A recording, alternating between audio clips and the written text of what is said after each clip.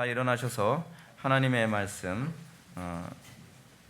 보시기 바랍니다. 하나님의 말씀은 누가복음 21장 10절부터 19절까지의 말씀, 신약성경 132페이지입니다. 신약성경 132페이지 누가복음 21장 10절부터 19절까지의 말씀 찾으셨으면 하나님의 말씀을 들으시기 바랍니다. 또 이르시되 민족이 민족을, 나라가 나라를 대적하여 일어나겠고 곳곳에 큰 지진과 기근과 전염병이 있겠고 또 무서운 일과 하늘로부터 큰 징조들이 있으리라. 이 모든 일 전에 내 이름으로 말미암아 너희에게 손을 대어 박해하며 회당과 옥에 넘겨주며 임금들과 집권자들 앞에 끌어가려니와 이 일이 도리어 너희에게 증거가 되리라. 그러므로 너희는 변명할 것을 미리 궁리하지 않도록 명심하라. 내가 너희의 모든 대적이 능히 대항하거나 변박할 수 없는 구변과 지혜를 너희에게 주리라. 심지어 부모와 형제와 친척과 벗이 너희를 넘겨주어 너희 중에 몇을 죽이게 하겠고 또 너희가 내 이름으로 말미암아 모든 사람에게 미움을 받을 것이나 너희 머리털 하나도 상하지 아니하리라. 너희의 인내로 너희 영혼을 얻으리라. 아멘. 다 자리에 착석해 주시기 바랍니다. 누가복음 소묵시로 이 시간은 두 번째 강의가 되겠습니다. 박해와 인내라는 제목으로 하나님 말씀 증거하도록 하겠습니다. 박해와 인내. 우리가 사는 이 시대를 말세 중에 말세 지말의 시대라고 얘기를 합니다. 물론 예전부터 이 시대를 말세라고 얘기했습니다. 근데 이 과거의 말세에도 이렇게 말세의 증상이 선명하게 나타났던 때가 없습니다. 성경에 나타나는 모든 경고, 성경에 나타나는 성경에 가르치는 그런 말세의 징조가 지금은 그냥 선명하게, 우리가 뭐라고 다른 말 할 필요 없을 정도로 선명하게 드러나고 있는 것이 우리가 살고 있는 이 시대의 모습입니다. 여러분, 이 시대를 해석하고 주님 오실 때가 다 됐구나, 이제 멸망할 때가 다 됐구나 라고 하는 걸 아는 중요한 시금석이 뭡니까?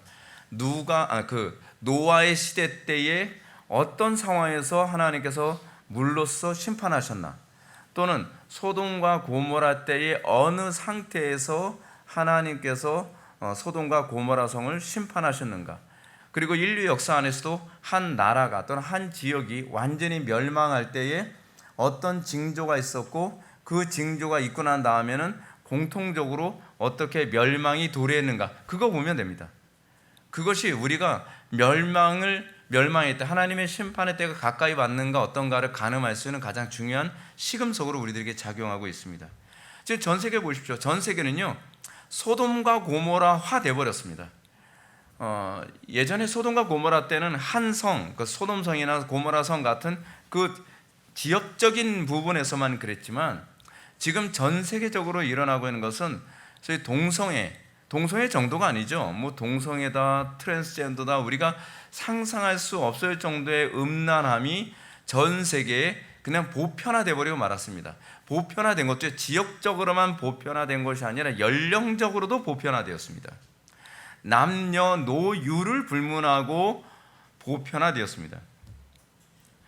전 세계는 이제 성경이 가르치는 그 정상적인 가정의 모습을 이제는 비정상이라고 꼬집고 그리고 그것을 공격하는 시대에 우리가 살고 있습니다.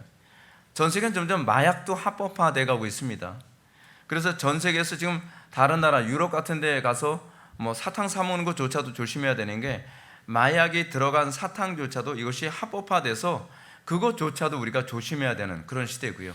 그리고 이제 유럽 같은 여러 나라, 뭐 화란 같은 나라 있지 않습니까? 네덜란드, 그런 나라 같은 경우에는 소위 음란물, 그러니까 우리가 소위 포르노라고 하는 그런 음란물조차도 그냥 공영방송에서, 그 공중파 방송에서 그냥 아무렇지도 않게 여과 없이 그냥 나오고 있을 정도로 이 세상이 소돔과 고모라화 됐다는 것은 이제 기정사실입니다. 이것을 뭐 피해갈 수가 없습니다. 그런데 그것뿐만이 아닙니다. 종교적인 영역, 여러분, 종교적인 영역을 우리가 잘 관심해서 봐야 되는데, 왜냐하면 가장 보수적인 쪽이 종교입니다. 종교는 잘 안 바뀝니다. 그것이 종교가 가지고 있는 특징이거든요. 근데 종교가 바뀌기 시작한다라고 하게 되면은 끝자락에 왔다고 봐야만 합니다.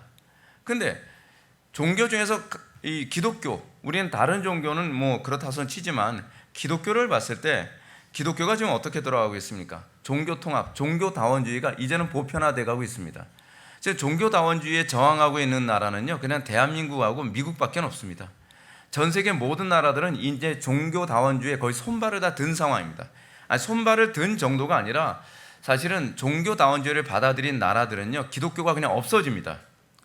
여러분들이 이걸 잘 아셔야 되는 게 뭐냐면 종교다원주의가 기독교가 다른 종교와 섞인다는 개념이 아니라 기독교가 그냥 없어진다는 개념으로 보셔야만 합니다. 왜냐하면 종교다원주의가 들어간 나라는요, 기독교도 포용해 준다가 아닙니다. 누가 누구를 포용해줘요? 근데 기독교를 포용해 준다는 것이 아니라 다른 종교가 기독교를 말살시키는 쪽으로 갑니다. 이슬람이라든지 그렇지 않으면 불교 같은 불교, 그렇지 않으면은 뭐 제가 말씀 안 드려도 그냥 다른 여러 종교들이 그냥 기독교는 그냥 포용이 아니라 우리 기독교도 존재하고 니네들도 존경하는 것이 아니라 그냥 기독교를 박해하고 말살시키는 쪽으로 갑니다. 그러니까 사람들이 이 종교다원주의에 굉장히 많은 환상을 가지고 있는데 종교다원주의는요, 너도 좋고 나도 좋고가 아닙니다. 처음에는 너도 좋고 나도 좋고로 가고 그 다음에 기독교가 더 이상 기독교로서의 힘을 잃게 되어지면 그 다음에는 기독교 제거로 들어가는 것, 그것이 역사 안에서 계속 반복적으로 일어나고 있는 일이거든요. 근데 이제 문제가 뭐냐 하면 이런 종교다원주의 운동의 중심 역할하고 있는 것이 대한민국이라는 겁니다. 한국교회가 그 역할을 해요. 그 왜 그러냐면 돈이 많아서 그렇습니다. 전 세계에서 가장 돈이 많은 기독교가 미국 교회와 한국 교회거든요. 근데 미국 교회는 그나마 좀 경건한 편인데 한국 교회는요, 덩치만 컸지 실제로 들어가 보면 완전 세상입니다. 이걸 잘 입증해 주는 것이 뭐냐면 세상의 이혼율과 교회의 이혼율이 차이가 없고요, 세상의 자살률과 교회의 자살률이 별로 차이가 없습니다. 뭐 이런 부분 하나하나 디테일하게 조사해 보면 교회가 세상과 구별됨이라는 게 하나도 없다는 것이고, 그 얘기는 얼마나 기독교가 타락했는지를 알 수 있는 거죠.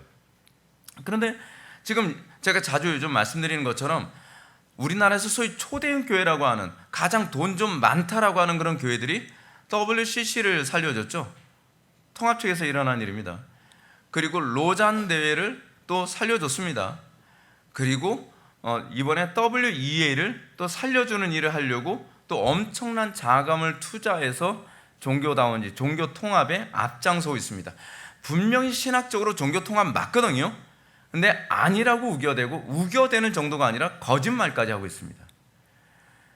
그러니까 이게 기독교가 점점 양심을 잃어가고 있어요. 양심을요. 우리가 이런 상황을 보면서 우리는 이렇게 생각을 해야만 합니다. 한편으로는 우리는 이거를 막기 위해서 최선을 다해야 되지만 또 한편으로는 어떻게 봐야 되냐면 주님 오실 때가 다 됐구나 라고 생각을 하셔야만 합니다. 그러니까 제가 이 두 가지로 나눠서 말씀하신 게 뭐냐면 도덕적으로 보면 소돔과 고모라 성처럼 되었다는 얘기고요, 종교적인 차원으로 보게 되면은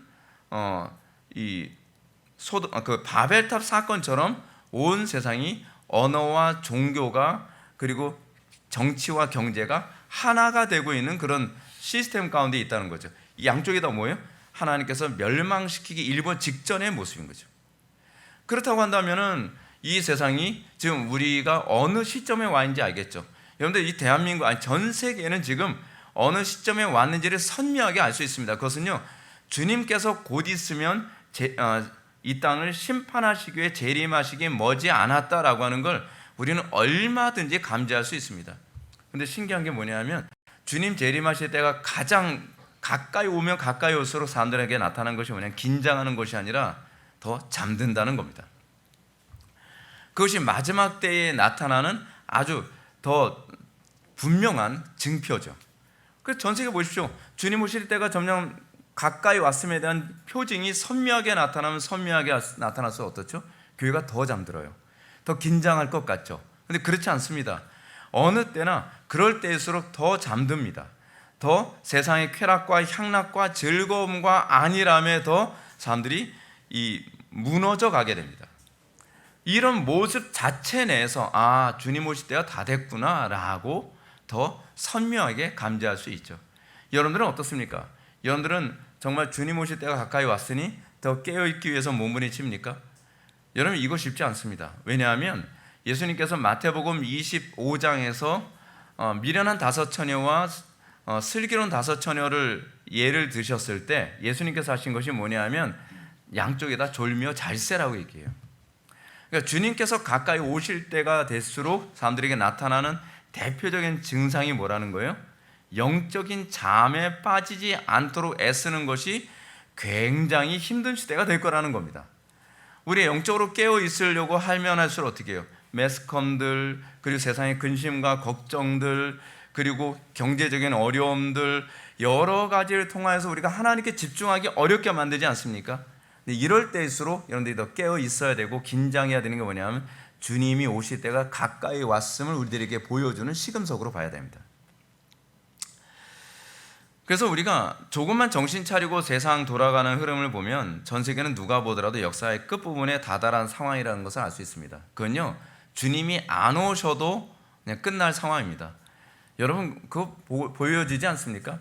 지금 대부분의 미래학자들조차도 뭐라고 얘기하냐면 AI 때문에 인류는 그것 때문에 망할 수도 있다고 얘기합니다.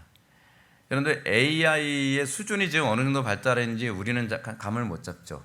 그러니까 일반적으로 사람들이 사용하는 AI와 미국이나 그런 어떤 정부에서 사용하는 AI는 퀄리티가 완전히 다르다고 얘기합니다. 그러니까 어떻게 보면은 옛날에 터미네이터라고 하는 그런 영화에서 나온 것처럼요, 현재 AI는 인간에게 화도 내고 그리고 스위치를 끄는 거에 대한 공포심을까지도 느끼는 상태까지 갔다고 얘기합니다. 스위치를 끄면 내가 죽는다고 생각을 해서 그 부분을 막고 싶어 한다고 하는. 그러니까 지금 생각보다 굉장히 공포스러운 시대. 게다가 AI가 점점 발달해야 되면 자동적으로 나타나는 건 직업이 없어지고요, 먹고 사는 것 점점 힘들어지고 세상은 점점 살기 어려운 상태로 가게 될 것입니다. 그것은 불을 보듯 뻔한 거죠. 근데 이럴 때일수록 사탄이 자꾸 하는 게 뭐죠? 우리로 하여금 자꾸 미혹하고 문화와 풍요와 안락함 이런 것을 통해서 어떻게 해요? 좀 더 자자, 좀 더 졸자, 손을 모으고 좀 더 누워있자라는 태도를 견지하도록 끊임없이 사람들이 미혹합니다. 여러분들, 제가 분명히 말씀드리지만 어려움이 있다고 해서 자꾸 신앙생활 건너뛰려고 하지 마십시오. 여러분들 신앙의 태도가 굉장히 중요하거든요.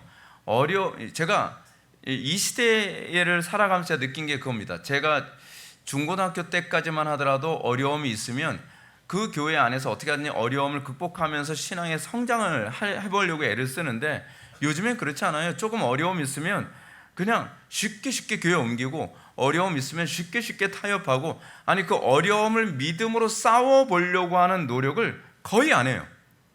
근데 신앙은 그게 아닙니다, 여러분. 신앙은요, 어려움을 통과할 때 성장합니다. 어려움을 통과하면서 비로소 하나님의 뜻을 깨달아 알게 됩니다. 고난 당했다고 해서, 고난을 겪어봤다고 해서 여러분 영적 통찰력 생기는 거 아닙니다.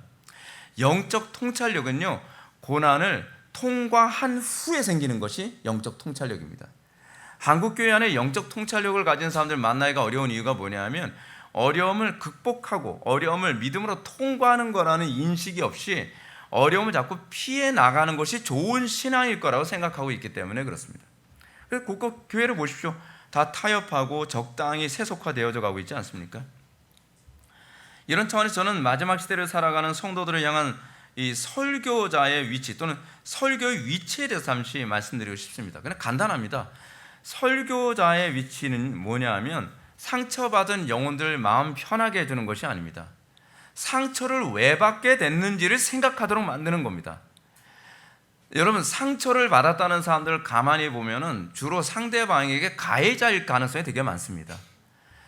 일방적으로 상처만 받는 사람들도 있겠지만 상당수의 사람들이 내가 가해자이기 때문에 상대방으로부터 상처를 받는 경우가 굉장히 많이 있거든요. 근데 자꾸 한국교회가 강단에서 어떻게 하냐면 자꾸 상처를 싸매 주려고만 애를 씁니다. 아닙니다. 그 원인, 하나님과의 관계 안에서 왜 이런 문제가 발생했는지, 그리고 그 상황 안에서 믿음을 가진 신자들은 어떤 태도로 반응하는 게 적절한지를 가르쳐야만 합니다. 그들이 듣기 싫어도요, 쓴소리 해야만 합니다. 그래서 점점 회개하여 하나님께로도 가까이 오게 만들어야 되는 거죠. 그래서 설교자의 입장은 이겁니다. 회개의 선포를 통한 구원에 초청을 해야 되고요. 그리고 그와 동시에 거룩한 전쟁에 참여할 군사를 모집하는 것. 여러분, 이것이 설교자의 역할입니다. 여러분, 회개가 궁극적으로 목표라는 게 뭔지 아십니까? 천당이 아닙니다. 천당 맞죠? 근데 더 궁극적인 것, 항상 예수님께서 말씀하시는 것은 군사로 참여하는 겁니다. 군사로, 이게 사도 바울의 표현이잖아요. 군사로 모집하는 자는 자기 일에 얽매이는 자가 없나니. 복음 전파의 궁극적 목적은 하나님 나라 군사로 참전하라는 요청입니다. 그러니까 여러분들이 예수님을 영접했다고 한다면 그 다음서부터 여러분들에게 여러분 마음이 어떤 식으로 바뀌어 있어야 됩니까? 하나님 나라 전쟁에 내가 참여해야 되겠다. 사실은 여러분들 복음 전도의 메시지가 뭐로 들려야 정상이냐 하면, 그리고 설교자는 어떻게 전도해야 되냐 하면, 하나님 나라 전쟁이 시작됐으니 이 전쟁에 참여하라 라는 나팔 소리로 들려야 되고, 그게 나팔 소리로 외쳐야 됩니다. 자, 이 부분에 대해서 민수기 10장 9절은 이렇게 가르칩니다. 또 너희 땅에서 너희가 자기를 압박하는 대적을 치러 나갈 때는 나팔을 크게 불지니 그리하면 너희 하나님 여호와가 너희를 기억하고 너희의 대적에게서 구원하시리라. 그리고 또 고린도전서 14장 8절도 이렇게 얘기합니다. 만일 나팔이 분명하지 못한 소리를 내면 누가 전투를 준비하리요. 설교가 하는 일이 뭐예요? 전투 준비하는 나팔 소리라는 겁니다. 이게 소위 존 넉스가 했던 얘기가 아닙니까? 설교는 나팔 소리다.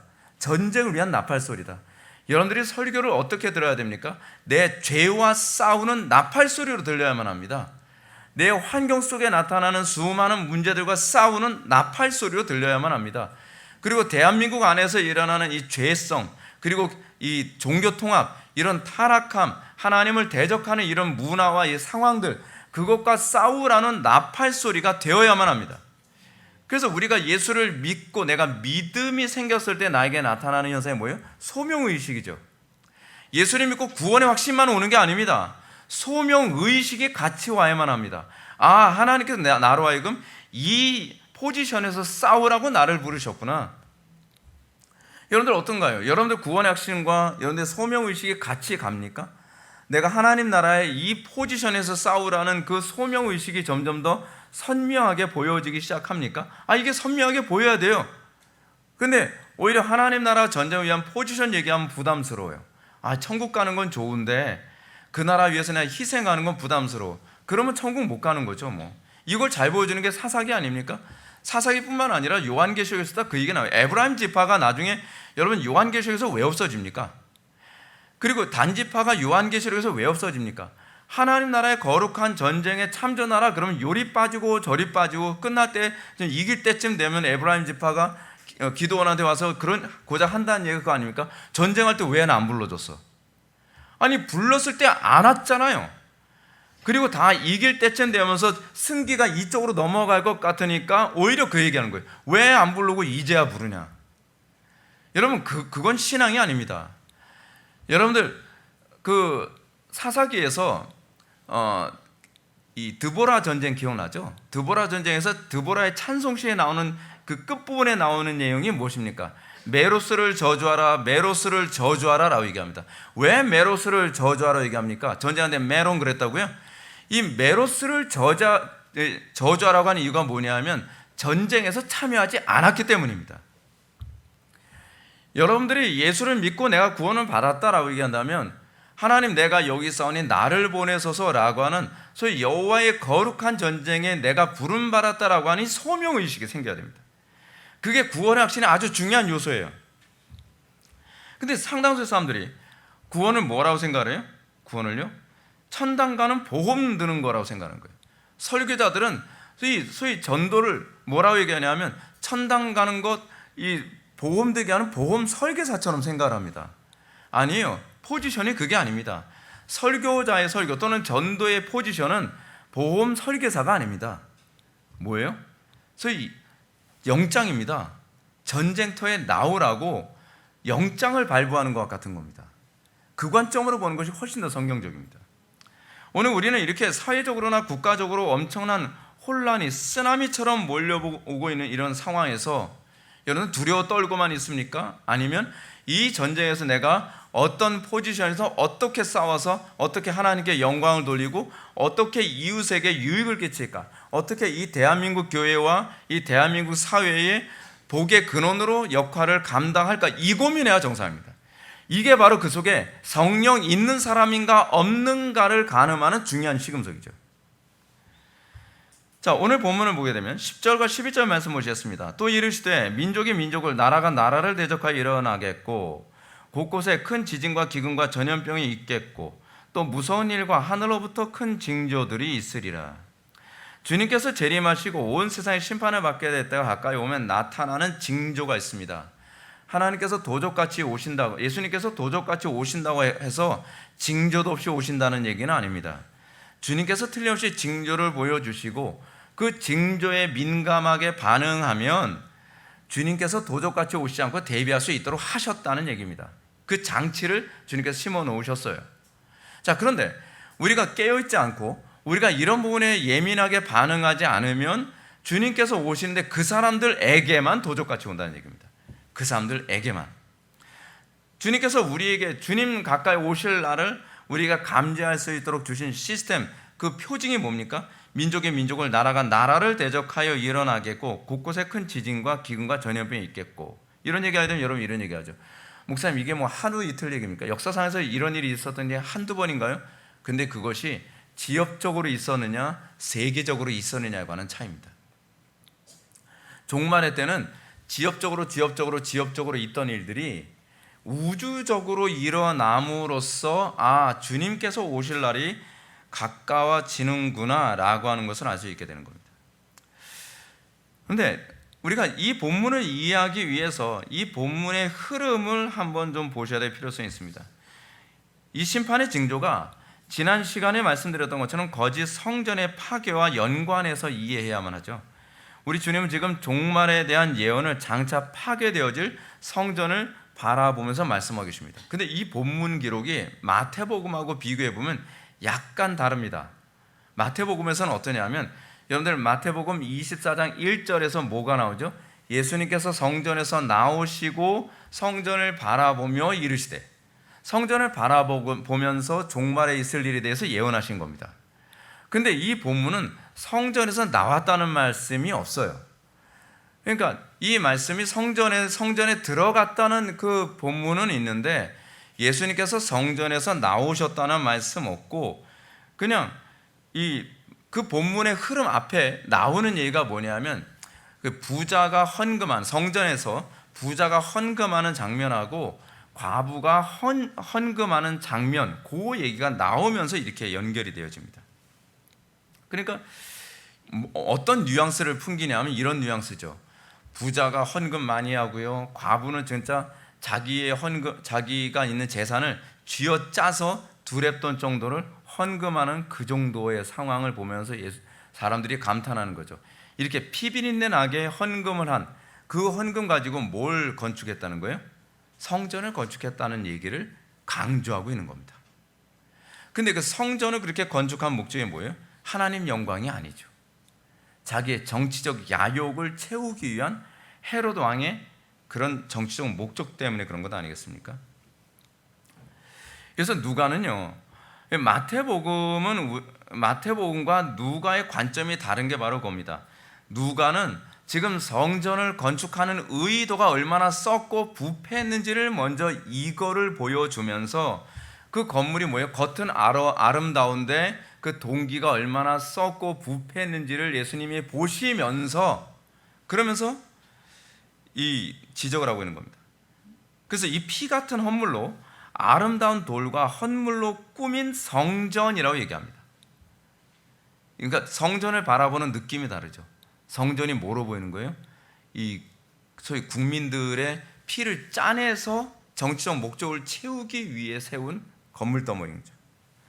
어찌 보면 누가복음은 마치 예수님께서 성전에 나오시기 전에 성전에 헌금하는 부자와 과부를 보면서 성전 안에서 말씀하신 것처럼 오해할 수 있죠. 그렇지 않아요. 성전 안에서 말씀한 것이 아니라 시간의 텀이 있어요. 근데 의도적으로 누가는 시간의 텀을 지워버렸어요. 이 시간의 텀을 지워버려서 누가의 신학, 누가가 말하고자 하는 메시지를 그렇게 강조하고 있는 겁니다. 성전은 어떤 관점으로 보라고요? 소위 이 유대인들의 피를 짜내서 만든 성전이라는 그런 관점이에요. 하나님 영광하고 아무 관계가 없는 거죠. 이런 누가복음의 기록은 마태복음에서 예수님이 성전에서 나와서 오늘 본문을 예언하신 것과 기록상 충돌이 일어나는 것처럼 보이죠. 근데 그렇지 않아요. 마태는 예수님의 가르침을 성전 안에서 가르침과 성전 밖에서의 가르침을 의도적으로 딱 분류하셨죠. 성전 안에서 성전 강화하시고, 그리고 성전에서 나와서 이 성전이 어떻게 멸망될 것인지 내가 예언하마 하면서 마태복음 24장과 25장에서 쭉 예언하시는 장면으로 나가는 거잖아요. 근데 누가복음은 마치 어떤 착각을 일으키도록 본문을 기록했냐 하면 성전 안에서 성전의 희양찬란한 그 아름다움 보시면서 예수님이 책망하고 있는 것처럼 얘기하고 계신 거예요. 그 왜 그런가? 왜 이런 얘기하는가? 마태복음의 그 기록의 핵심이 뭐냐면요, 참 성전과 거짓 성전을 구분하기 위한 심판을 얘기하고자 하는 거거든요. 그건 제가 요번에 수련회 때 제가 강의해서 여러분들 아시잖아요. 근데 누가복음에서 말하고자 하는 관점이 약간 다릅니다. 그것이 뭐냐면 참 성전과 거짓 성전을 구별하기 위한 것이 아니라 종말의 때에 멸망하게 될 징조가 교회에서부터 나온다는 걸 보여주기 위해서입니다. 그러니까 교회에 대한 심판의 모습을 통해서 어떻게 해요? 세상 사람들은 오히려 이 세상이 멸망할 때가 다 됐구나라는 걸 볼 수 있다는 거죠. 자, 그럼 우리가 잘 보십시오. 우주적 심판이 오게 되어지는 걸 뭐로 알 수 있어요? 교회의 타락이에요. 교회의 타락. 우주적으로 교회들이 다 타락하게 되면 하나님께서 교회를 심판하시면서 이방인들은 도매급으로 같이 심판을 당하는 겁니다. 그래서 누가복음의 이 부분을 정리하면 뭐예요? 마태복음은 참 성전과 거짓 성전을 구별하는 거라고 한다면 누가복음은 성전 타락과 최후의 심판이라는 관점으로 봐야 되는 거예요. 성전이 타락하면 주님께서 진멸하신다. 근데 이 성전 타락과 진멸이 우주적으로 보게 되면 지구 전체도 창세기에서 제가 강의하면서 말씀드렸던 것처럼 우주적으로도 지구는 성전이거든요. 그러니까 성전이 타락하면 하나님께서 진멸할 수밖에 없다라고 하는 거죠. 그래서 여러분들이 이 땅이 역사가 이제 끝날 때가 됐구나 안 됐구나라고 하는 걸 알 수 있는 게 뭐예요? 교회를 보면 알아요. 교회의 타락과 배도가 정점을 찍어간다 그러면 이제 온 우주적 심판이 다가왔구나, 그렇게 분별하라고 하는 거예요. 왜요? 그러니까 마태복음은 기록자가 유대인이고요, 그리고 수신자가 유대인들이에요. 근데 누가복음은 여러분들이 잘 알고 있는 것처럼 누가 자체가 이방인이잖아요. 의사죠. 근데 이 누가가 이 수신자들을 어떤 대상으로 삼고 있어요? 이방인들이에요. 그러면 이방인들을 수신자로 삼고 있다고 한다면 유대인들과 다르게 우주적 심판, 멸망을 바라보는 것이 훨씬 더 선명한 거죠. 왜냐하면 이방인들은 자기네들의 멸망이 어떻게 오는지에 관심을 갖게 되니까. 그래서 마태복음과 누가복음은 수신자 자체가 다르다는 차원에서 이 본문의 접근 방식 자체가 다릅니다. 신학적으로 약간 어렵긴 하지만 이렇게 이해하시는 게 좋습니다. 그러면 성전 타락과 종말이 어떤 관련이 있는가? 소돔과 고모라성 사건, 노아의 홍수 사건, 이 마지막 종말에 관한 심판의 사건 보게 되면요, 다 똑같습니다. 결국 교회가, 하나님의 백성이 타락하면 하나님께서 진노하시는 겁니다. 세상 타락은요, 하나님이 관심이 없습니다. 왜냐하면 세상은 원래 타락했으니까. 근데 세상에서 복의 근원의 역할을 감당해야 될 교회가 타락하게 되면 이제는 세상은 더 이상 버틸 수가 없는 겁니다. 그래서 결국 세상이 멸망하게 되는 거죠.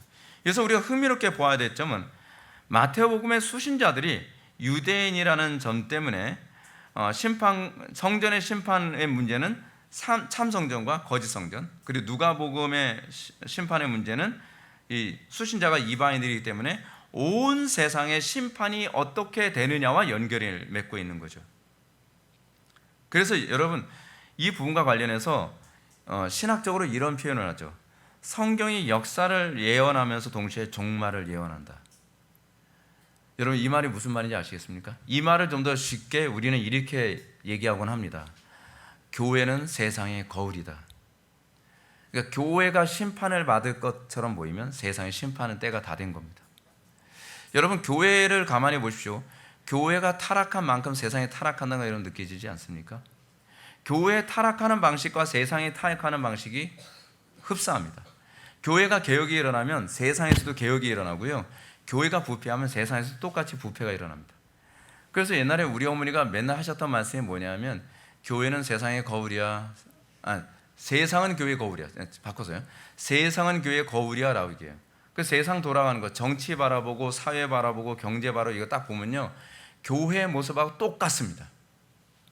그러니까 여러분들, 정치가 썩어서, 그 소리 할 거 없어요. 그건 교회가 썩어서 그러는 거예요. 사회가 도덕적이고 부도덕하고 그 소리 할 필요 없어요. 교회가 그렇기 때문에 그런 거예요. 우리가 잘 못 보니까 세상을 통해서 교회가 어떤지를 보여주고 계시는 거예요. 그걸 신학적으로는 뭐라고 표현했다고요? 이해하기 어렵게 성경이 역사를 예언하면서 동시에 종말을 예언한다, 이렇게 어려운 명제로 우리에게 얘기하고 있는 겁니다. 제 얘기가 훨씬 쉽습니다. 그러니까 예수님은 예루살렘 성전의 멸망이라고 하는 이 역사를 예언하시면서 어떻게 해요? 종말을 그대로 예언하고 계신 거예요.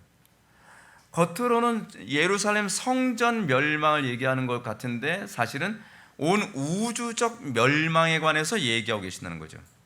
그러므로 역사적 종말의 사건을 자세히 관찰하게 되면 자동적으로 우주적 종말이 어떤 식으로 일어나게 되는지 알 수 있죠. 그렇죠? 이런 차원에서 주님의 예언을 보면 타락한 성전을 심판하기 위해 온 세상에 전쟁이 일어나게 될 것이라는 것을 경고하십니다. 곳곳에 큰 지진과 기근과 전염병이 일어나겠고요, 또 무서운 일과 하늘로부터 큰 징조들이 있으리라고 이제 11절에 언급하고 있죠.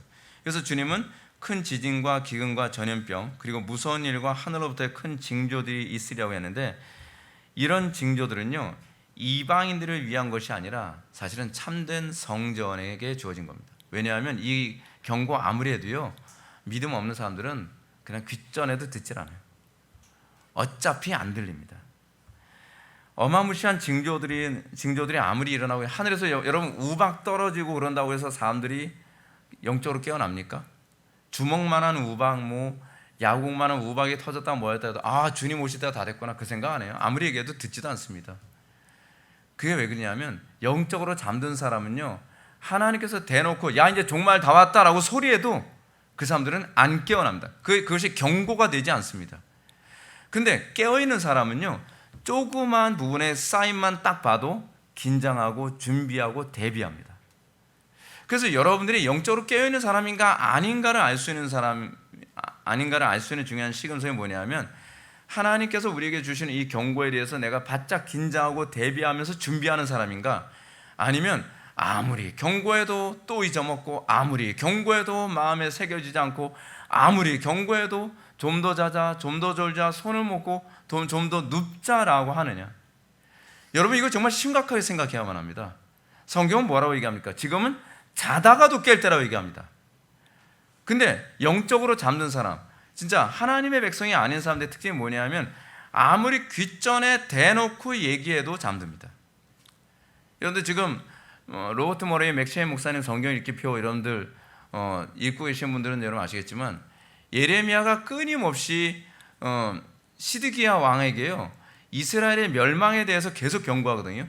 여호와의 말씀이라, 여호와의 말씀이라 하면서 경고해 가면서 그거를 아예 그 양피지 가죽에다가 글을 써가지고 보냈는데, 시드기야 왕이 어떤 식으로 반응해요?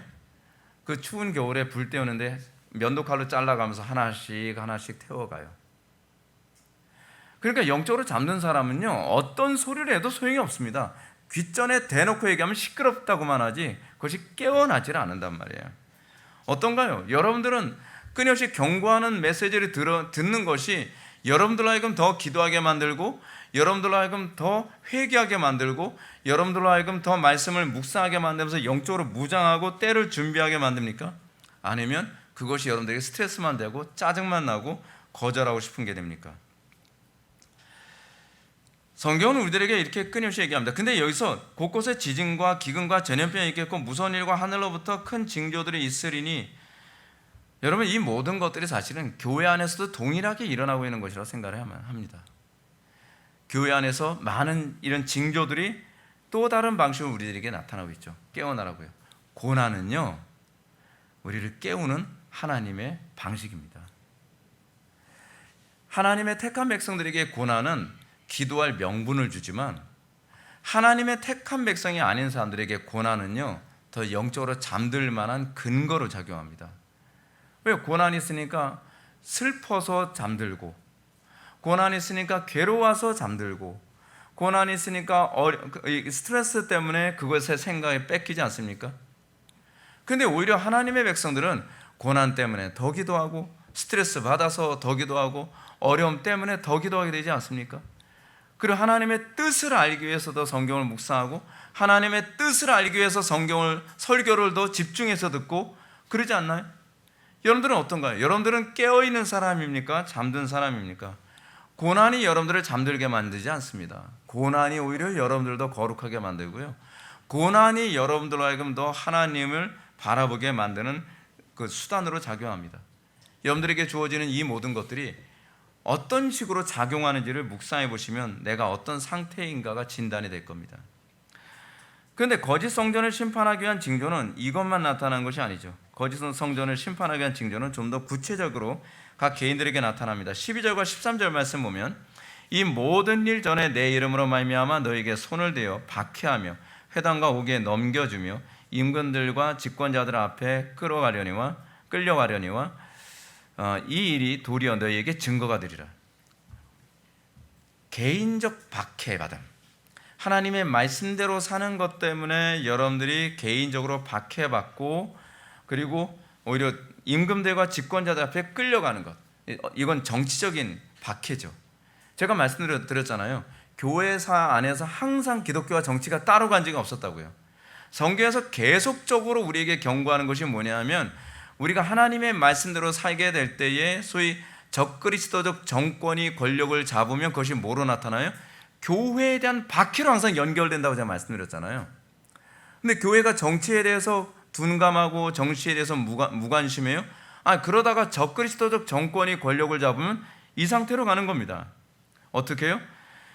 모든 일 전에 내 이름으로 말미암아 너에게 손을 대어 박해하며 회당과 옥에 넘겨지며 임금들과 집권자들 앞에 끌려가게 될 거라는 사실입니다. 그럼 왜 하나님께서 굳이 교회에게 박해를 허락하시는가? 그 이유는 참 성전과 거짓 성전을 구별하고요, 하나님의 영광을 나타내기 위해서입니다. 우리를 하나님의 영광을 나타내는 방식이 뭐냐면요, 고난이에요. 고난. 여러분, 교회사를 보십시오. 하나님의 영광이 평안할 때 주로 많이 나타났습니까? 고난 때에 더 많이 나타났습니까? 또 개인적으로 한번 생각해 봅시다. 여러분들은 어떨 때, 고난의 때에 하나님의 영광이 나타나는 기회가 됩니까? 또는 위기가 하나님의 영광을 나타내는 기회로 작용합니까? 아니면 평안해야 여러분 하나님의 영광이 나타난다고 생각합니까? 이번에도 우리가 수련회를 갔을 때 수련회에 대해서 많은 안 좋은 여건들에 관해서 얘기했습니다. 그것 중에 하나 비 온다, 뭐 한다. 근데 제가 누누이 말씀드리잖아요. 위기 때 오히려 하나님의 살아계심이 더 선명하게 드러난다고요. 고난과 어려움 때에 오히려 하나님의 살아계심이 더 선명히 드러납니다. 이것은 마치 뭐와 같냐면, 어둡기 때문에 빛이 그 실체가 더 선명하게 드러나는 것과 같습니다. 하나님께서는 우리에게 이 고난을 통해서 우리 속에 있는 그 빛이 더 선명하게 드러나게 만드십니다. 그래서 고린도전서 3장 11절부터 13절은 이렇게 가르치고 있죠. 이 닦아둔 것 외에 능히 다른 터를 닦아둘 자가 없으니 이 터는 곧 예수 그리스도라. 만일 누구든지 금이나 은이나 보석이나 나무나 풀이나 짚으로 터 위에 세우면 각 사람의 공적이 나타날 터인데 그 날이 공적을 밝히리니 이는 불로 나타내고 그 불이 각 사람의 공적이 어떠한 것을 시험할 것입니다. 불이 우리의 공적이 어떠한 걸 드러내게 될 겁니다. 불로서 태울 때에 여러분들의 신앙이 금과 같다고 한다면 정금같이 될 것이고, 또 은 같다 하면 더 순수한 은이 될 것이고, 보석 같다면 더 아름다운 보석이 될 겁니다. 그러나 나무나 풀과 짚으로 되어 있다고 한다면 싹 다 없어지고 말 겁니다. 그래서 이것이 오히려 너에게 증거가 되리라 얘기합니다. 여러분 어떤가요? 여러분들은 고난 때문에 어쩔 수 없었어요 라고 얘기하나요? 아니면 고난 때문에 하나님의 영광이 더 선명하게 드러났어요 라고 여러분이 고백하게 되나요? 제가 속 터지는 게 그겁니다. 맨날 설교 듣고 맨날 성경 공부하고 뭐 배울 때는 신앙이 다 좋은 것 같은데 어려움만 생기면, 뭐가 걸려 넘어질 것만 생기게 되면 아니 배운 걸 아예 기억을 못해요. 아니 고난을 넘어섰을 때 그때 내가 금인지 은인지 동인지 뭐 보석인지 그게 드러날 거 아닙니까? 근데 사람들이 얘기합니다. 뭐 어려움 때문에 어쩔 수 없었다, 뭐 미혹 때문에 어쩔 수 없었다, 뭐 환경 때문에 어쩔 수 없었다. 어쩔 수 없는 것이 아니라 신앙이 없는 게 드러난 겁니다. 신앙은 여러분들의 고난의 때 그 실체가 드러나는 겁니다. 여러분 불이 붙어 봐야 이게 지피인지 이게 나무인지 풀인지 알 수 있잖아요. 근데 불이 붙였더니 오히려 그 용광로 같은 불 속에서 더 금으로 반짝반짝 빛난다고 한다면 그것이 참 신앙이라고 우리에게 가르치는 것 아닙니까? 그래서 성경에 뭐라고 얘기해요? 이것이 여기 증거가 된다는 겁니다. 본문의 의미를 잘 드러낸다면 이렇게 번역할 수 있습니다. 증거의 기회가 되리랍니다. 이것이 직역하면 증거의 기회가 되리라요. 공동 번역도 그렇게 번역하고 있습니다. 그때야말로 너희가 나의 복음을 증거할 때이다. 어떨 때요? 고난의 때에. 어떤 때요? 환난의 때에. 어떨 때요? 위기의 때에. 바른 성경도 그렇습니다. 그것이 너희에게는 증언을 위한 기회가 될 것이다. 킹제임스 성경도 그렇게 가르칩니다. 그때 너희에게는 증거가 되는 기회가 되리라. 여러분 사람들이 기독교의 위대함, 기독교 신앙의 탁월함, 이 기독교의 진리됨을 사람들이 언제 인정하게 됩니까? 위기 때 우리가 어떻게 반응하느냐입니다. 저는 제가 이 수련회를 외부 성도들과 같이 하는 이유가 있고요, 외부 목회자들이 참석하는 것에 대해서 제가 굉장히 환영하는 이유가 거기 있습니다. 제가 한국교회가 지금 가지고 있는 어려움이 뭔지 아십니까? 이제 한국교회는 더 이상 어떻게 할 수가 없다. 세상이 너무 타락했고 그리고 위기고 어렵고 이제 전도의 문이 닫혔고 이제 젊은이들은 교회 떠나게 되고 수예배도 이제 안 되고 금요기도도 안 되고 저녁 예배도 안 된다. 패배의식이 가득합니다. 근데 외부에서 우리 교회에 와서 대부분 하시는 말씀이 겁니다. 어떻게 이 교회는 그게 다 극복이 됐지? 위기 때에, 어렵다고 하는 그때에, 어둡다고 하는 그때에 생명이 있느냐 없느냐가 거기서 드러나는 것 아니겠습니까? 여러분 로마 시대 때만큼 여러분 믿음 지키기 어려울 때가 언제였습니까? 근데 그때 우리의 신앙의 선배들은 믿음으로 오히려 더 선명하게 그 신앙을 드러냈습니다. 여러분들은 환경 탓하지 마십시오. 환경 가운데서 내가 그 가운데 내가 주님을 믿는 믿음을 입증할 기회로 삼는다고 하는 좀 당차고 좀 도발적인 신앙생활을 좀 해야만 합니다. 그 환경 누가 주셨어요? 하나님께서 주신 거잖아요. 감당할 만하니까 주신 것 아니겠습니까? 그러면 그 환경 가운데서 우리가 어떤 스탠스를 취해야 되는 건 분명하잖아요. 하나님의 생명이 내 속에 있는지, 그게 바로 영생 아닙니까? 내 속에 영생이 있는지 없는지는 고난 가운데서, 위기 가운데서 나의 행동과 나의 태도에서 드러나는 것 아니겠어요? 거기서 내가 진짜 위선적인 가면을 썼는지 그참 진짜 신앙인지가 드러나게 되는 겁니다. 지금 여러분 보십시오. 겉만 번드르하게 성전을 건축했는데 그 성전을 건축한 이유가 뭐라고요? 자기 정적 목적을 달성하기 위해서. 그래서 유대인들의 그 피를 짜내가면서 성전을 건축한 거 아닙니까? 근데 박해 때, 어려움의 때 돌 하나도 돌 위에 남지 않고 다 무너지잖아요. 왜 무너졌죠? 성전이 약해서 무너진 겁니까? 아니죠. 하나님께서 보호하지 않아서 무너진 거죠. 참된 성전이었으면 하나님께서 보호하셨을 게 아니에요. 하나님께서 능력이 없어서 성전이 무너진 게 아닙니다. 그 성전 자체가 하나님께서 원하시는 성전이 아니었기 때문에 그렇습니다.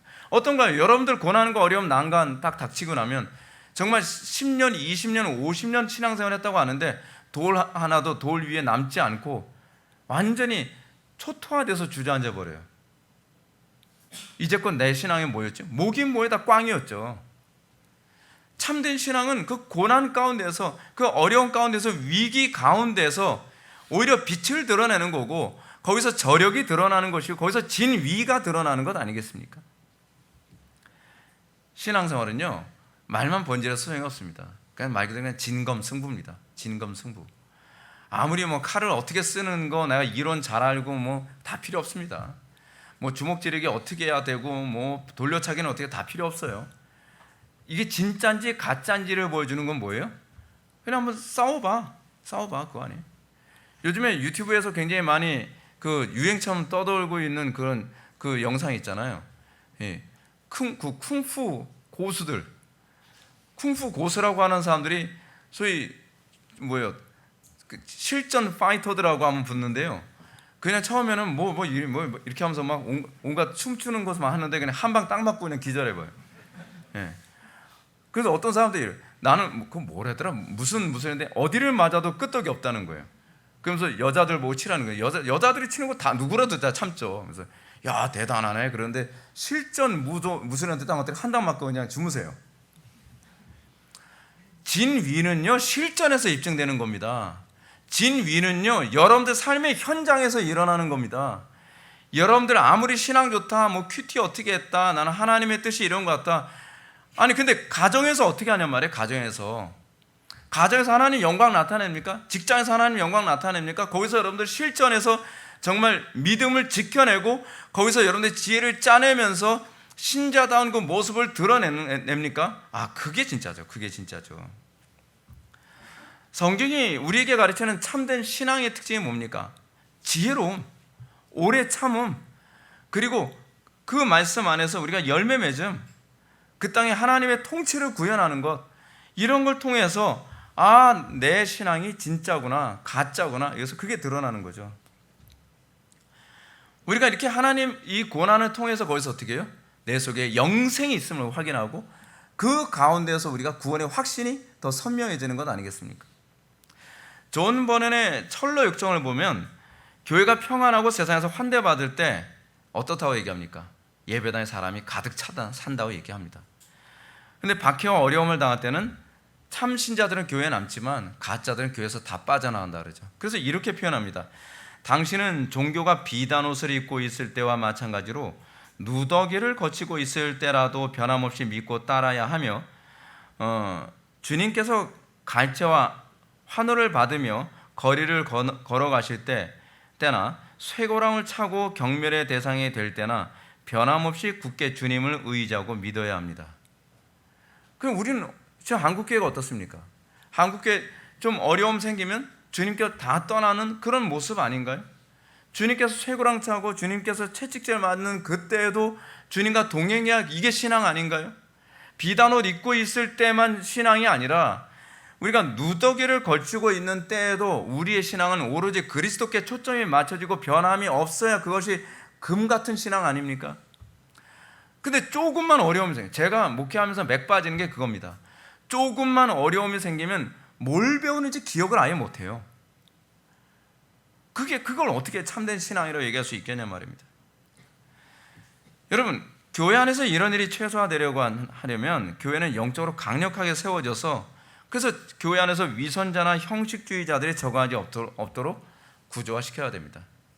그렇게 해도 교회 안에 위선자들이 계속 들어오거든요. 신앙이 있는 척 하면서 그런 모습을 계속 합니다. 근데요, 하나님께서는 목회자가 걸러내지 못한 사람은요, 하나님께서 환경으로 걸러내십니다.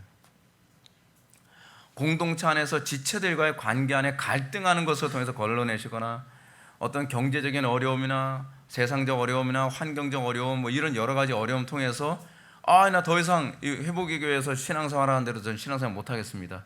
하나님께서 하시는 겁니다. 제가 걸러내지 못하니까 주님께서 내가 할게 그러면. 그래서 주님께서 걸러내시는 겁니다. 주님께서요. 그때 여러분들 걸러내지지 않아야 됩니다. 그래도 일관성을 유지하는 것을 통해서 내 신앙이 이게 위선인가 진짠가가 그 실체가 드러내는 거죠. 그래서 교회 안에 키질이 있는 겁니다. 우리 인생에서 키질이 있는 겁니다. 내가 예상하지 않던 일들이 자꾸 생기는 겁니다. 우리 그러죠. 주님, 전 딴 거 모르는데 이거는 버티기 힘듭니다. 나보다 더 잘하시는 분이 하나님 아닌가요? 주님, 이거는 아니잖아요. 그렇기 때문에 이거 사용한 거예요. 그렇기 때문에 거기서 우리가 믿음을 지키고 거기서도 변함없는 내 믿음의 스탠스를 보여주는 것, 거기서 나의 신실함과 나의 순결함을 거기서 지켜낼 때 이것이 참신앙인지 아닌지가 실체가 드러나는 것 아니겠습니까? 제가 할 수 있는 한 최대한 형식주의자들이나 위선자들이 교회 안에 들어오지 않도록 계속적으로 제가 막지만 하나님께서는 그것과 아울러서 이건 목회자가 해야 될 영역이고요. 하나님께서는 또 계속적으로 교회 안에 거짓된 신자들이 교회를 무너뜨리거나 오염시키지 않도록 하나님께서 계속 키지를 하시죠. 그래서 이 불로 시험하실 때 여러분들에게 어떤 모습이 나타나야 되냐 하면 더 순전한 신앙으로 나타나야만 합니다. 고난과 어려움을 통해서 여러분 뭘 발견해야 됩니까? 목사님, 제가 고난을 통해서 깨닫게 된 거예요. 제가 성격이 좋은 사람이 아니었더라고요. 제가 고난을 겪어보니까 제가 이기적인 부분이 이렇게 많았더라고요. 제가 고난을 겪어보니까 저에게서 이런 부분이 있더라고요. 그 불순물이 하나씩 하나씩 보이고 그 불순물 하나씩 제거되어져 가면서 내가 좀 더 정금같이 순전하게 바뀌어가고 있는 모습을, 그걸 우리는 sanctification, 성화라고 얘기하지 않습니까? 그 성화가 그렇게 일어나는 거예요. 쉬운 일, 편한 일, 안락한 상황, 비단 옷 입고 있는 상황에서는 누구는 천사 같은 말 못하고 누구는 천사같이 행동 못하겠습니까? 주님께서는 우리가 그 고난을 통해서 나를 들여다보고 더 거룩해지길 원하는 거죠. 이런 사실을 이제 14절부터 18절 말씀은 이렇게 가르칩니다. 그러므로 너희는 변명할 것을 미리 궁리하지 않도록 명심하라. 내가 너희 모든 대적이 능히 대항하거나 변박할 수 없는 구변과 지혜를 너희에게 주리라. 심지어 부모와 형제와 친척과 벗이 너희를 넘겨주어 너희 중에 몇을 죽이게 하겠고 또 너희가 내 이름으로 말미암아 모든 사람에게 미움을 받을 것이나 너희 머리털 하나도 상하지 아니하리라. 참된 신자들, 하나님께서 택하신 백성들에게 하나님께서 고난을 주신다고 얘기합니다. 근데 고난만 주신다는 것이 아닙니다. 고난을 주시면서도 뭐도 주세요? 이길 힘도 주신다는 거예요. 이길 힘도요. 어떻게 해요? 내가 너희의 모든 대적에 능히 대항하거나 변박할 수 없는 구변과 지혜를 너희에게 주리라. 여러분 이거 믿어야만 합니다. 그래서 뭐라고까지 말씀하십니까? 너희는 변명할 것은 미리 궁리하지 않도록 명심하라. 주님은 참된 성전의 일부로 택함받은 하나님의 백성들에게 뭘 약속하겠어요? 이길 수 있는 보호를 약속하고 계십니다. 거기서 내가 하나님의 택함받은 백성인지 아닌지 알 수 있는 거예요. 여러분 어떤가요? 여러분 그걸 경험합니까? 삶 속에서 고난과 어려움과 난관이 있을 때 내 힘으로는 이길 수 없었는데요, 하나님께서 나를 이기게 하시는 능력과 지혜와 인내를 나에게 주시더라고요. 이 고백이 있어야 돼요. 그리고 하나님께서는 더 이상 인내할 수 없을 것 같으면 그때는 어떻게 해요? 우리를 피할 길을 또 예비해 놓으시죠. 왜냐? 하나님께서 우리를 죽이는 게 목적이 아니라 우리를 정금같이 단련하는 게 목적입니다. 근데 조금만 어려우면 뜨거워 하면서 그냥 도망치기 바쁘면 언제 정금같이 나와요? 언제? 불 근처에도 안 가려고 하는데. 성경은 틀림없이 신자들에겐요, 내 이름으로 말미암아 모든 사람들에게 미움받을 것이라는 것을 경고하고 있습니다. 무릇 그리스도 안에 있는 자에게는 고난이 닥치리라. 주님을 믿는 믿음 안에 있으면요, 세상과 충돌이 일어나는 게 당연해요. 왜요? 프란시스 셰이퍼가 그런 얘기 했잖아요. 진리는 대결을 동반한다. 이 땅 삶을 살아가면서 우리가 진리대로 살아가는데 세상과 충돌을 안 일으킨다고 생각을 합니까? 그건 미신입니다. 진리는 대결을 동반합니다. 왜냐하면 이 세상은 거짓되기 때문에 그렇습니다. 세상 자체가 거짓된데 어떻게 우리가 세상과 충돌하지 않고 살 수 있을 거라고 생각을 합니까? 자, 그럼에도 불구하고 이 고난에 대해서도 우리가 고난이 있음에도 불구하고 우리가 위로가 되는 것은 18절 말씀처럼 너희 머리털 하나도 상하지 아니하리라 라는 약속입니다. 머리털 하나도 상하지 않는다라고 하는 것은 고난이 없다는 얘기가 아니라 주님께서 끝까지 보호하신다는 그런 약속이죠. 저는 근데 이거에 대해서 지금까지는 하나님께서 그런 부분에 대해서 신실하게 저에게 지켜주셔서 전 되게 감사합니다. 근데 사실 앞으로도 계속 지켜주실지 항상 두렵습니다. 왜 두렵냐면 제 힘으로 이겨본 적이 한 번도 없거든요. 다 주님의 힘으로, 주님의 지혜로, 주님의 능력으로 이겼기 때문에 주님께서 함께하지 않으시면 이길 자신이 없는 거예요. 그래서 장담을 못해요. 장담을. 근데 여러분들이 우리 교회 와서 저와 같이 신앙생활 하면서 느끼셨겠지만 우리 교회가 얼마나 많은 어려움과 난관이 있었습니까? 대부분 사람들이 우리 교회 와서 느끼는 것이 뭐냐? 어떻게 이게 가능하지? 사람의 힘으로는 가능할 수 없어요. 주님께서 우리를 이기게 하시면 가능한데 이기게 하지 않고 방법론으로 안 됩니다. 우리가 주님의 이런 약속을 이해하는 것의 정당성을 19절은 이렇게 얘기합니다. 뭐라고요? 너희 인내로 너희 영혼을 얻으리라. 우리의 인내로 우리의 영혼을 얻는다. 근데 이 인내가 나의 인내가 아닙니다. 주님께서 주시는 인내입니다. 그래서 제가 여러분들한테 그런 권면을 드린 거예요. 그래서요, 제발 좀 인내 좀 해보시라고요. 끝까지 인내하는 태도로 좀 견지해 보시라고요. 제가 좀 안타까운 게 이겁니다. 삶 속에서 인내로 결실해 본 적이 없다가 주님 오실 날이 가까이 오면 온 우주적인 환난과 어려움으로 우리의 인내를 시험할 날이 오게 될 텐데, 아니 한 번도 인내로 이겨본 적이 없는 사람이 그때 가서 이긴다고 뭐로 보장하냔 말이에요. 인내해야 될 때마다 요리 피하고 조리 피하고, 인내하려고 할 때마다 이렇게 적당히 타협하고, 그래서 고난당하는 걸 나름대로 피해서 신앙을 지켰다라고 하는 사람이 박해 때 여러분 끝까지 인내한다고 뭐로 장담하냔 말이에요. 아니 저부터도 전 박해 오면 진짜 도망가고 싶어요. 솔직히 인내할 자신 없어요. 근데 한편으로는 제가 마음에 담대한 것이 뭐냐면, 이제까지 인내하게 하신 하나님이 앞으로도 인내케 하실 줄 믿습니다라는 그 믿음이지, 제가 제 자신에 대해서는 신뢰를 못해요. 저는요, 제가 인내력이 별로 없어가지고 제가 목회를 한 2년 3년 하고서 그만둘까 봐 걱정했었어요. 근데 2년 3년이 뭐예요? 거의 이제 30년을 향해서 달려가고 있어요. 그거 보면서 제가 보기에 제가 대견한 거예요. 김민호 참 대견한데. 왜요? 저는 그런 능력이 없거든요. 하나님의 은혜가 저를 알고 그렇게 하게 만든 거거든요. 제가 워낙 인내력이 없기 때문에 하나님께서 주시는 인내에 대해서 더 확신할 수 있게 되는 거예요. 진짜 땡큐죠. 제가 인내력이 뛰어났으면 제 인내력인 줄 제가 알았을 게 아니에요. 그러면서 자꾸 우쭐대고. 근데 저는 인내력이 없다는 걸 제가 누구보다 제 자신을 잘 아니까 이게 은혜라는 것이 선명하게 보이는 거죠. 저는 여러분들이 그걸 경험하면서 그 안에서 믿음으로 살아갈 수 있었으면 좋겠어요. 여러분들의 인내가 아니라 주님이 주시는 인내입니다. 그거를 여러분들이 날마다 경험하고 그 간증 안에서 우리가 고난이 오더라도 내가 넉넉하게 이기겠다고 하는 이 확신을 여러분들이 갖게 되었으면 좋겠습니다. 이걸 우리는 뭐라고 얘기하죠? 성도의 견인. 성도의 견인, 인내, 그런 얘기 아닙니까? 이 교리는 그리스도께 대한 참된 믿음을 가진 사람이라면 끝까지 인내하면서 영적 순결을 지켜낼 것이라는 교리입니다.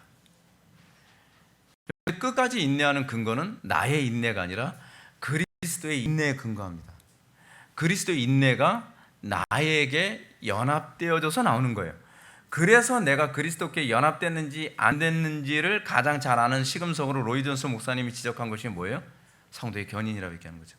성도의 견인이야말로 우리의 신앙을 측정하는, 진위를 측정하는 가장 중요한 시금석이다라고 그렇게까지 얘기합니다.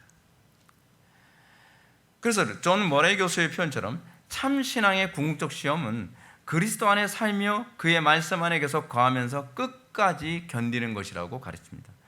끝까지 인내하며 믿음을 지키는 것은 하나님의 생명, 즉 영생을 담지한 사람들에게만 나타나는 특징입니다.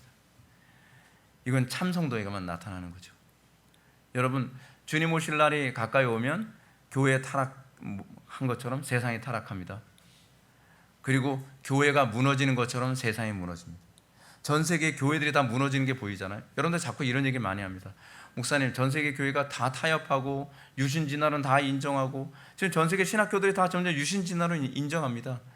지금 점점 주님, 그러면 어떻게 해요? 우리는 그럼 믿음 어떻게 지키라고요? 아니요, 그 문제가 아니에요. 전 세계 교회가 타락하고 전 세계 교회가 유신진화론 인정하고 전 세계 교회들이 무너지고 있는 모습을 보면서 우리는 뭘 감지할 수 있어요? 주님의 때가 다 됐구나. 우주적 심판의 때가 다 됐구나. 그걸 보라고 우리에게 보여주고 계신 거예요. 두려워 떨면서 안절부절하라고 그런 것이 아니라, 이 교계를 보게 되면 교회가 어떻게 돼가고 있는가를 보면 우리 전 세계를 정치 상황 다 알 수가 없잖아요. 근데 전 세계가 어떻게 흘러가고 있고 전 세계가 어떻게 무너져가고 있는지를 볼 수 있는 가장 중요한 시금석이 그거거든요. 교회를 보면 알아요. 교회를 보면. 그래서 우리는 이제 감지할 수 있는 거죠. 지금 미국에는 대부분의 신학교들이 다 유신 진화론 다 인정하거든요. 칼빈 신학교다, 웨스트민스터 신학교다, 뭐 페이스 신학교다, 그런 모든 신학교들이 지금 다 무너졌어요. 다 무너졌어요. 신학교들마다. 그리고 목회자들이 다 그런 자유주의 신학에 다 물들어서 온 교회 성도들한테 유신진화론 막 설득해 가기 시작을 하고, 바울의 세관점 막 가르치기 시작하고, 천주교에 대해서 좋게 얘기하고 다 무너져 가고 있어요. 그래서 막 두려워 떨고 그럴 때가 아니라 관점을 다르게 봐야만 합니다. 때가 다 됐다는 얘기구나. 이제 주님이 오실 때가 멀지 않았다는 얘기구나. 그걸 보셔야 돼요. 그걸. 로이 존스 목사님이 말씀하신 것처럼 인류는요, 단 한 번도 이렇게 전 세계적으로 타락하고 전 세계적으로 이렇게 큰 혼란과 바퀴 시대로 간 적이 없었습니다. 그런데 이 모습을 보면서 주님의 때가 다 됐구나라는 것을 보게 되는 겁니다. 우리가 이것이 바로 시대의 징조입니다. 이 시대의 징조를 보면서 여러분 어떻게 해야 됩니까? 우리는 어느 때보다 더 깨어있게 힘써야만 합니다. 여러분, 기도하기 힘듭니다. 저도 압니다. 저도 이제 나이가 들어가니까 체력도 점점 떨어지고 그러면서 기도하기가 점점 힘들어지는데, 여러분 선택의 여지가 없습니다. 그래도 더 기도에 힘써야 되고, 또 말씀에 더 집중해야 되고, 모이기에 더 힘써야만 합니다.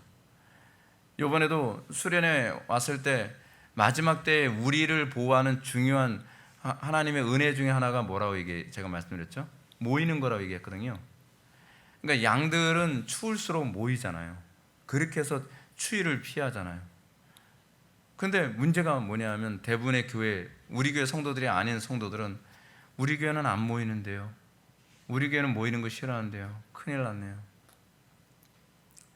우리 교회 성도들한테는 사실 특권 아닌가요? 근데 특권이라는 것으로만 좋아할 문제가 아니라 모이는데 여러분들이 다 힘써야만 합니다. 앞으로는요, 점점 모이는 걸 어렵게 만들 겁니다. 마귀가 바보입니까? 모일수록 교회가 강해진다는 걸 아는데 모일 수 있도록 환경을 제공해 주겠어요?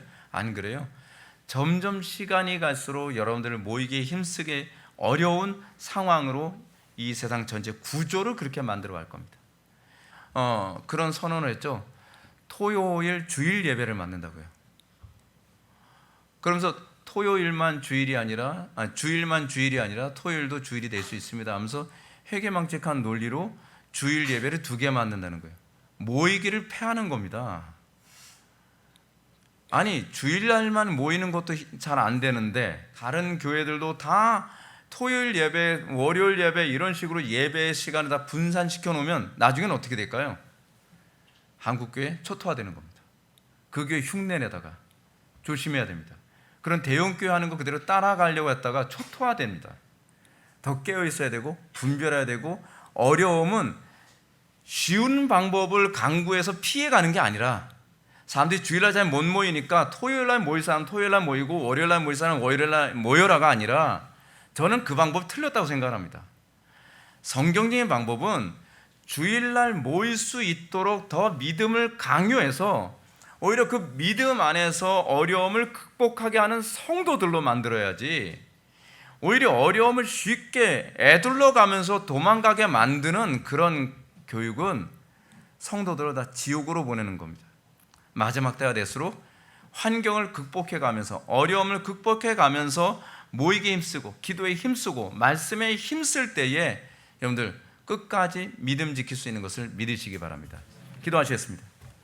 사랑이 많으신 하나님 아버지, 주님 오시는 날이 점점 가까이 옵니다. 우리가 이 시대의 징조를 바라보게 됐을 때 우리가 정말로 자다가도 깰 때고, 또 기도에 힘써야 되고, 또 말씀에 집중해야 되고, 묵상하며 또 우리가 모이기에 힘써야 될 줄 압니다. 아버지 하나님, 우리의 신앙생활에서 어려움을 피해가려고 하는 그런 비겁한 신앙생활을 포기하게 하여 주시고, 우리가 그 어려운 가운데서도 더 말씀으로 우리가 극복하고 넘어가며 더 지혜를 짜낼 줄 아는 신실한 성도들 될 수 있도록 은혜 베풀어 주옵소서. 예수님의 거룩하신 이름으로 기도드립나이다. 아멘.